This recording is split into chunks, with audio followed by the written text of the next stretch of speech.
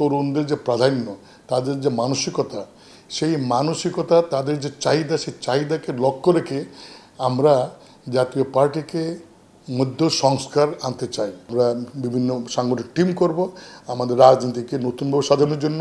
আমার মনে হয় না কোনো অশুভ শক্তির উত্থান হতে পারে, কারণ এই অন্তর্বর্তীকালীন সরকার কিন্তু স্বাভাবিক প্রক্রিয়া আসেন নাই।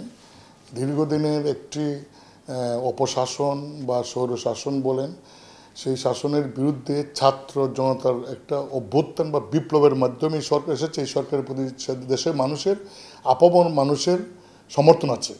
কাজে আমার মনে হয় এটা এবং এই সরকার যারা আছেন, প্রধান উপদেষ্টা সহ যারা উপদেষ্টা আছেন, তারা কেউই কিন্তু ক্ষমতায় সবসময় থাকবেন এই ধরনের মানসিকতা আছে বলে আমরা মনে করি না। তা আমাদের একটাই দাবি, দেশের স্বার্থে, দেশের প্রয়োজনে সংস্কারগুলি করে তারপর ভোটার তালিকা প্রস্তুত করে নির্বাচন হোক, এবং এই সংস্কারগুলি করতে মিনিমাম যতটুকু সময় দরকার সেইটুকু সময় আমার মনে হয় যে দেশের মানুষ বা সমস্ত দল নিশ্চয়ই দিবে এবং দেওয়া উচিত।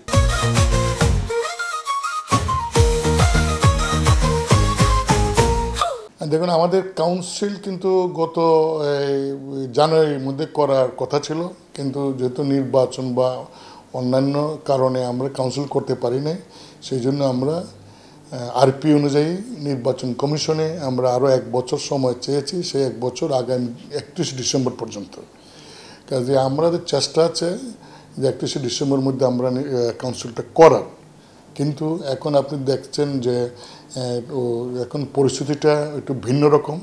এই পরিস্থিতিতে রাজনীতি কোন দিকে যায়, কি হয়, সেই কারণে আমরা এখন জোর দিচ্ছি আমাদের সংগঠনকে জোরদার করার জন্য। এবং এই পরিবর্তিত পরিস্থিতিতে এখন তরুণদের যে প্রাধান্য, তাদের যে মানসিকতা, সেই মানসিকতা, তাদের যে চাহিদা, সেই চাহিদাকে লক্ষ্য রেখে আমরা জাতীয় পার্টিকে মধ্য সংস্কার আনতে চাই, সাংগঠনিকভাবে, গঠনতান্ত্রিকভাবে এবং রাজনীতির ক্ষেত্রে। সেই লক্ষ্যে আমরা গত 1 মাসে আমাদের প্রায় 17টি সহযোগী এবং অঙ্গ সংগঠনের সাথে আমরা ব্যাপক আলোচনা করেছি। আমাদের দলের কেন্দ্রীয় ভাইস চেয়ারম্যান এবং উপদেষ্টা এবং আমাদের সম্পাদক মণ্ডলীর সদস্য যারা, এগুলি নিয়ে আমরা আগামী কিছুদিনের মধ্যেই আমাদের প্রেসিডেন্ট মিটিং হবে। সেই প্রেসিডেন্ট মিটিংয়ে আমরা সিদ্ধান্ত নেব, নিয়ে আমরা আশা করি যে নভেম্বর ডিসেম্বর মাসের মধ্যে আমরা সারা বাংলাদেশে ঘুরবো।